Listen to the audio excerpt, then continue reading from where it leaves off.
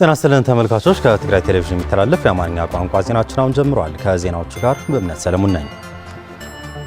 የትግራይ ጄኖሳይድ ኮሚሽን የጄኖሳይድ ወንጀል ሰብአዊነትን የሚጣረስ ወንጀልና የጦርነት ወንጀሎችን በትግራይ መፈጸማቸውን አረጋግጫለሁ ሲል አስታወቀ።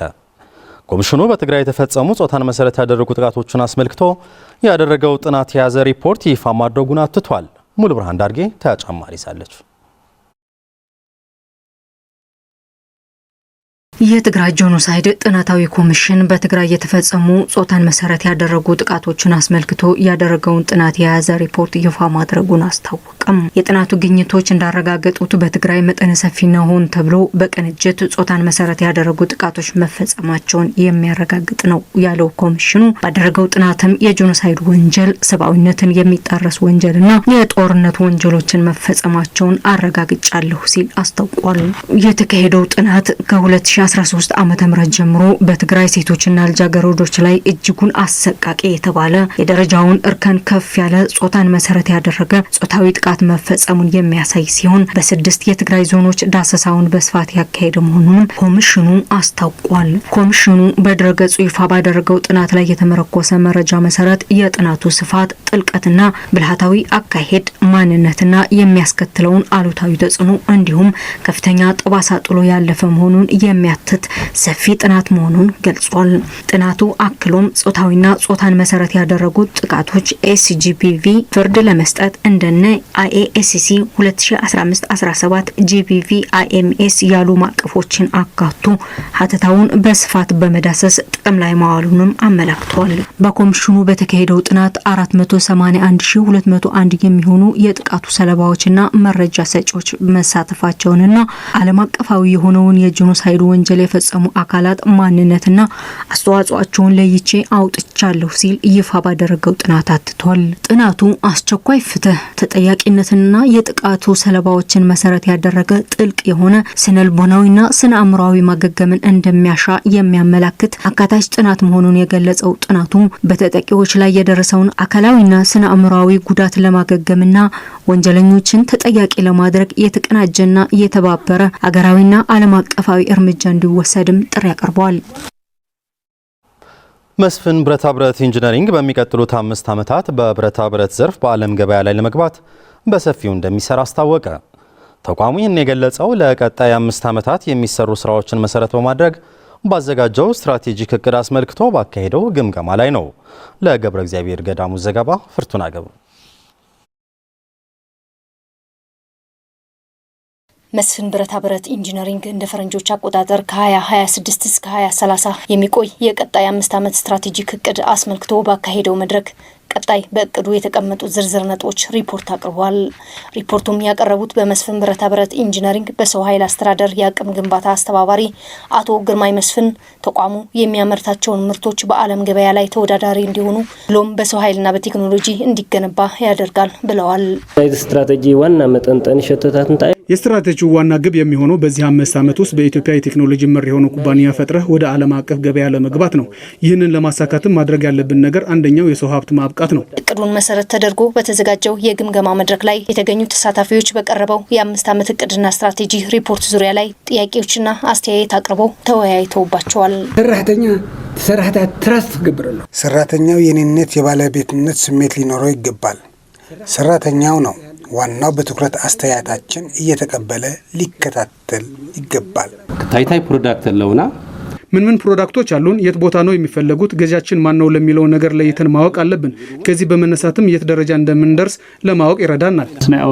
ከአውሮፓውያን ጋር የምንወዳደር ከሆነም እዛ ከተቀመጠው የዲዛይን አቅም ጋር ማስተያየት ይጠበቅብናል። ከተሳታፊዎቹ ለቀረቡ ጥያቄዎችና አስተያየቶችም የመስፍን ብረታ ብረት ኢንጂነሪንግ ስራ አስኪያጅ ኢንጂነር ተሰማ ግዴናም የሚመለከታቸው አመራሮች ምላሽ ሰጥተውባቸዋል።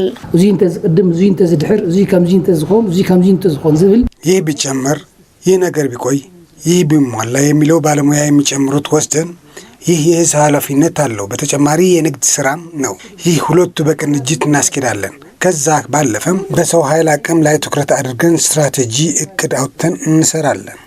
እቶም ንኸዶም ዓድታት ያው በመጽናዕቱ ይፎ የምንሄድባቸው ሀገሮች በጥናት መሰረት የተደረገባቸው ናቸው። ለጊዜው ኢስት አፍሪካ ተብሏል። ጥሩ ነው። ወደ ሌሎች የአፍሪካ ሀገራትም ጥናት እያደረግን እንሄዳለን። መስፍን ጥሩ ተቀባይነት አለው። ከዚህ በፊት ተሞክሯል። ስለሆነም ትግራይን መነሻ አድርገን ሁሉም ኢፈርቶች የትግራይ ህዝብ ድጋፍ ይዘው ተጠቃሚ ለመሆን ትኩረት አድርገው መስራት አለባቸው። መስፍን ብረታ ብረት ኢንጂነሪንግ የያዛቸው እቅድና ስትራቴጂ ለማሳካት 4.7 ሚሊዮን ዶላር በጀት መያዙንም ለማወቅ ተችሏል። ወቅቱን ያልጠበቀ ዝናብ በደረሱ ሰብሎች ላይ ጉዳት እንዳያደርስ ከወረዳው አስተዳደር ጋር በጋራ እየሰሩ መሆኑ የእንዳመሆኒ ወረዳ አርሶ አደሮች ገለጹ። በ2017-18 ዓ.ም የምርት ዘመን የተሻለ ምርት ለመሰብሰብ መታቀዱንም የወረዳው የኢኮኖሚ ዘርፍ ጽሕፈት ቤት አስታውቋል። ለሀፍቱ ብስራት ዘገባ አሰፋ ካሳ።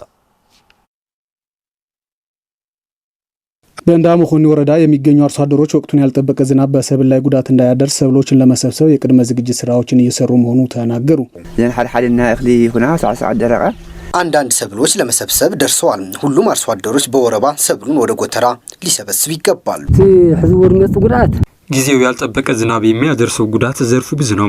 አርሶ አደሩ አንድ ዓመት ሙሉ የለፋበት ሰብል እንዳይባላሽ ሁሉም አካላት ተረባርቦ ሰብሉን ሊሰበስብ ይገባል። ተሐባብርና የአቅም ደካሞችና የተጋይ ቤተሰቦች ሰብሎች ተባብረን ልንሰበስብ ይገባል። ወቅቱ ያልጠበቀ ዝናብ የሚያደርሰው ጉዳት ከባድ ስለሆነ ተባብረን ልንሰራ ይገባል።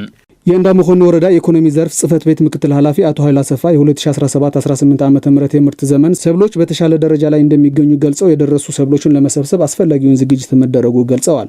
ወፍሪ ይሁን ተፋላለዩ ሲስተም አጠቅምና የደረሱ ሰብሎችን ለመሰብሰብ አስፈላጊውን ቅድመ ዝግጅት አድርገናል። ሰብሎችን በአግባቡ እየሰበሰብን ወቅቱ ያልጠበቀ ዝናብ ቢመጣም ውሃውን በአግባቡ ለመጠቀም እቅድ ይዘን እየተንቀሳቀስን እንገኛለን። የትግራይ ደቡባዊ ዞን ዋና አስተዳዳሪ አቶ ዝናቡ ገብረ መድህን ወቅቱ ያልጠበቀ ዝናብ በሰብል ላይ ጉዳት እንዳያደርስ ሁሉም በየፊናው ድጋፍ እንዲያደርግም ጥሪ አቅርበዋል። ዘምደዋጽሑ አዝርእቲ ላብ ገዛ ዳአቱ ይልሆነታት ክፍጠር የደረሱ ሰብሎች ጊዜው ያልጠበቀ ዝናብ እንዳያበላሸው ወደ ጎተራ ለመሰብሰብ ሁሉም ባለድርሻ አካላት አስፈላጊውን ድጋፍ እንዲያደርግ ጥሪ ያቀርባሉ።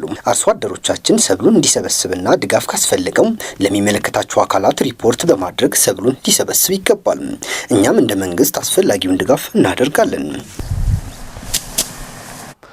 ኢትዮ ቴሌኮም የሀገሪቱን የዲጂታል ትራንስፎርሜሽን ጉዞ ወደ ላቀ ደረጃ ለማድረስ ዘኔክሰስ የተሰኘ አዲስ ስትራቴጂ ይፋ ማድረጉን አስታወቀ። ይፋ የተደረገው ስትራቴጂ ለኢትዮጵያ ብቻ ሳይሆን ለአፍሪካ የዲጂታል ትራንስፎርሜሽን ስኬት የላቀ ሚና እንዳለውም ተመላክቷል።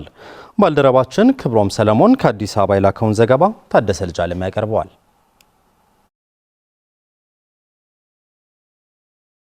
ኢትዮ ቴሌኮም አካታች የዲጂታል ትራንስፎርሜሽንን አገልግሎት ለማፋጠን የሚያስችሉ አጠቃቀምን የሚጨምሩ በክላውድ ላይ የተመሰረቱ ዘኔክሰስ ስማርት ዲቫይስ እና ወርክስፔስ መፍትሄዎችን አቅርቧል። ተቋሙ የሀገሪቱን የዲጂታል ትራንስፎርሜሽን ጉዞ ወደ ላቀ ደረጃ ለማድረስ ያለመ ዘኔክሰስ የተሰኘ አዲስ ስትራቴጂ ይፋ ማድረጉን የኢትዮ ቴሌኮም ዋና ስራ አስፈጻሚ ፍሬሕይወት ታምሩ ገልጸዋል። ይህ አዲስ ስትራቴጂ የኩባንያው ቀጣይ 3 ዓመታት ስትራቴጂካዊ እቅድ አካል ሆኖ የሚዘልቅ መሆኑና ይህም የሀገሪቱን የዲጂታል አገልግሎቶችን ተደራሽነት በማስፋት የኢንተርኔት ተጠቃሚዎችን ቁጥር ከፍ ለማድረግ ወሳኝ ሚና ይጫወታል ሲሉም ዋና ስራ አስፈጻሚዋ አመላክተዋል። ወይዘሪት ፍሬሕይወት ታምሩ በሰጡት መግለጫ ኢትዮ ቴሌኮም ዲጂታል ትራንስፎርሜሽኑን ለማስቀጠል በከተማም ሆነ በገጠር የአገልግሎት ተደራሽነትን የቴሌብር ዘመናዊ የገበያ መድረክ ጨምሮ በርካታ አበይት የቴሌኮም አገልግሎቶችን በማጎልበት ላይ እንደሚገኙ አብራርተዋል። የዘኔክሰስ ስትራቴጂካዊ ዋነኛ ትኩረት በአፍሪካ ከሳህራ በታች ባሉ ሀገራት በይበልጥ ደግሞ በኢትዮጵያ የመሰረተ ልማት መኖሩን እየታወቀ በሞባይልና ሌሎች ዲቫይሶችን ውድነት ምክንያት ኢንተርኔት የማይጠቀሙ ዜጎች ያሉበትን ክፍተት መሙላት መሆኑንም ተጠቁመዋል። ስራ አስፈጻሚዋ አክሎም ስትራቴጂው በተመጣጣኝ ዋጋ ዘመናዊ ቴሌኮም ቁሳቁሶችን ሞባይል፣ ላፕቶፕ፣ ታብሌት፣ ዲስክቶፕ እና የተለያዩ ዲጂታል ዲቫይሶችን በማቅረብ የዲጂታል አጠቃቀም ውስንነትን ለመንደፍ የሚያስችል መሆኑን ጠቅሰዋል። ይህ አዲስ አገልግሎት የደንበኞችን ቁጥር ወደ 100 ሚሊዮን የማድረስ እቅድ ለማሳካት ወሳኝ መሆኑን ኃላፊዋ ገልጸዋል። የዲቫይሱን አቅርቦት በዚህ ስትራቴጂ መሰረት 3.1 ሚሊዮን የተለያዩ ዲቫይሶችን ለህብረተሰቡ ለማሰራጨት ታቅዷል። ምርቶቹ በሀገር ውስጥና በውጭ የሚመረቱ ናቸውም ብለዋል። የኢንተርኔት ተጠቃሚዎች ማስፋፋት በመላ ሀገሪቱ የተዘረጋውን የመሰረተ ልማት ተጠቃሚ ለማድረግ ኢንተርኔት ኑሮ የተጠቃሚ ጦች ችግርን በመሳሪያዎች አቅርቦት ለመፍታት ያስችላል። በተለይም የቴክኖሎጂ ጥራትና ተደራሽነት የሚያቀርቡት ስማርት ስልኮች የፎርጂ አገልግሎቶችን ለመጠቀም የሚያስችሉ ሲሆን ሌሎች የቁሳቁስ አቅርቦቶች እጅግ ዘመናዊና በቴሌክላውድ አገልግሎቶች ተሞልቶ የሚቀርቡ ሲሆን በገጠር አካባቢዎች አስተማማኝ የዲጂታል መረጃና አገልግሎት እንዲገኝ እንዲገኝ ትልቅ አስተዋጽኦ ይኖረዋል ብለዋል። ዘኔክሰስ ከገበያው ጋር ሲነጻጸር ከፍተኛ ዋጋ ቅናሽ በማድረግ መሰረታዊ ዲጂታል አቅርቦት ለዜጎች ተደራሽ ያደርጋል። ሀገራዊ ኃላፊነት ስማርትፎን የማስፋፋት አገልግሎቱም ዜጎች በማህበራዊና ኢኮኖሚያዊ ዘርፍ ያሉ ዲጂታል አገልግሎቶችን በቀላሉ እንዲገኙ በማድረግ እንደ ሀገር የተያዘው የዲጂታል አገልግሎቶችን የማዳረስ ግብ እንዲሳካም ትልቁን ኃላፊነት ለመወጣት ያለመ ነው ሲሉ የኢትዮ ቴሌኮም ዋና ስራ አስፈጻሚ ፍሬህይወት ታምሩ አስታውቀዋል። ዋና ስራ አስፈጻሚዋ ይህ ስትራቴጂ ለኢትዮጵያ ብቻ ሳይሆን ለአፍሪካ የዲጂታል ትራንስፎርሜሽን ስኬትም የላቀ ሚና እንደሚጫወት በመግለጫው ገልጸዋል። በገቢዎች ሚኒስቴር የመቀለ ቅርንጫፍ በ2017 ዓ.ም የበጀት ዓመት አፈጻጸምና የ2018 ዓ.ም በጀት ዓመት እቅድና በአዲሱ የተሻሻለው የግብር አዋጅ ላይ ያተኮረ ከመቀለ ከተማ ከሚገኙ የንግድ ማህበረሰብ አባላት ጋር ውይይት አካሄደ። ብርዛፍ ገብረ ጻድቃን ተመልክተዋለች።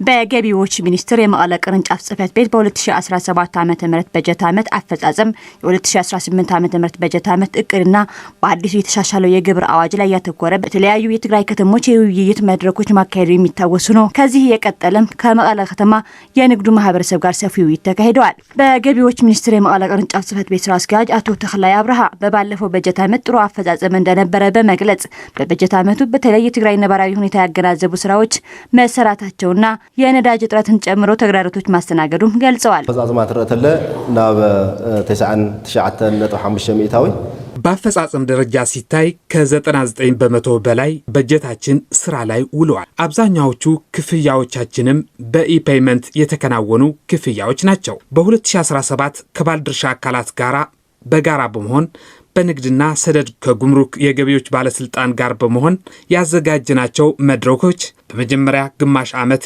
የተሻለ አፈጻጸም እንደነበር ወስደን ከግማሽ ዓመቱ ወዲህ ግን ዝቅተኛ አፈጻጸም እንደነበር ነው የገመገምነው። ብዙ ምክንያቶች ቢኖሩንም በተለይ ግን የነዳጅ እጥረትና የክልሉ የፖለቲካ ሁኔታ ግንባር ቀደም ናቸው።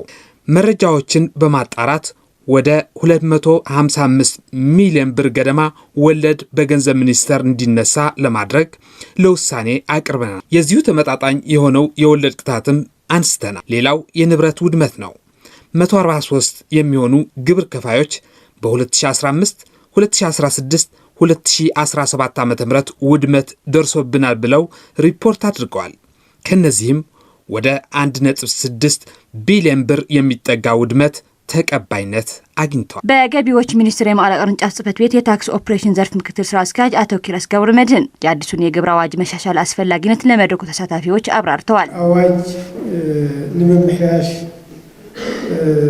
ንምምሕያሽ ተደልዩ ዝብል ነገራት አድላይነቱ ክንርኢ ተለና የአዋጅ መሻሻል አስፈላጊነትን ስንመለከት ዋነኛው ምክንያት በባለፈው በ2008 የወጣው የግብር አዋጅ ከ9 ዓመት በላይ ስራ ላይ በመቆየቱና በሂደት ከጊዜው ጋር የተፈጠሩ ለውጦች በመኖራቸው ከጊዜው ጋር የማይሄድና አሁን ካለው ኢኮኖሚ ጋር የማይጣጣም በመሆኑ እነዚህና መሰል ክፍተቶችን ለመቅረፍ የተሻሻለ አዋጅ ነው። በመድረኩ ተሳታፊዎች የተነሱ ጥያቄዎችን ማብራሪያ የሰጡት በገቢዎች ሚኒስቴር የመቀለ ቅርንጫፍ ጽህፈት ቤት የታክስ ስርዓት ዘርፍ ምክትል ስራ አስኪያጅ ወይዘሮ ፀሐይ አማረ በአዲሱ የተሻሻለው የግብር አዋጅ ለንግዱ ማህበረሰብ የግንዛቤ ማስጨበጫ ስራዎች ትኩረት ተሰጥቶ እየተሰራበት መሆኑን አብራርተዋል። ያው ተተነበረ አዋጅ ሙሉ ለሙሉ የተሰረዘ 979/2008 ዝብል ተወሰነ አርቲክላት ምሕያሽ ተገይሩላ 979/2008 አንቀጽ ሙሉ በሙሉ አልተሰረዘም። ከነበሩት 102 አንቀጾች በ40ዎቹ ብቻ ነው ማሻሻያ የተደረገው። ሌላው አዋጅ መጽደቁን ተከትሎ የግብር ከፋይ ማህበረሰብ ግንዛቤ እንዲኖረው የተለያዩ የግንዛቤ ማስጨበጫ ስራዎች እያከናወንን መተናል። ምናልባትም መሰል መድረኮች ከማዘጋጀት መዘናጋቶች ሊኖሩ ይችላሉ። ሆኖም ግን አሁንም እዚህ ግልጽ ያልሆነላችሁ ካለ ቢሮ ድረስ በመምጣት በተጨማሪም ወደፊት በትግራይ ቴሌቪዥን በምናስተላልፋቸው ፕሮግራሞች በመከታተል መረጃዎች ማግኘት የሚቻልበት እድል እያመቻቸን ነው። ግብር መክፈል ለሀገር እድገት ወሳኝ መሆኑንና ለበርካታ ዓመታት ሲያገለግል የነበረውን የግብር አዋጅ መሻሻሉም አስፈላጊ መሆኑን የገለጹት የመድረኩ ተሳታፊዎች በበኩላቸው መንግስት ህገወጥ ንግድን ለማስቀረት ትኩረት እንዲሰጠውና በተጨማሪም የትግራይ ነባራዊ ሁኔታ ግምት ውስጥ ያስገቡ ስራዎች እንዲሰሩም ጠይቀዋል። በዋና ዋና አርዕስቶቹ ላይ ውይይት አድርገናል።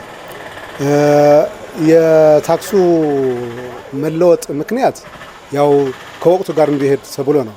አንደኛ የታክሱ መጠን ከፍ እንዲል ያው በዝቅተኛ ደረጃ የነበረ ስለሆነ የነበረው አዋጅ የ997 2008 ዓመተ ምህረት የታወጀው ወቅቱ ያለፈበት በጣም በዛ ያለ ዓመት ያሳለፈ በመሆኑ ወቅታው ማድረግ ስለሚገባው ነው የታወጀው አንዱ ዋና መንስኤ ነው።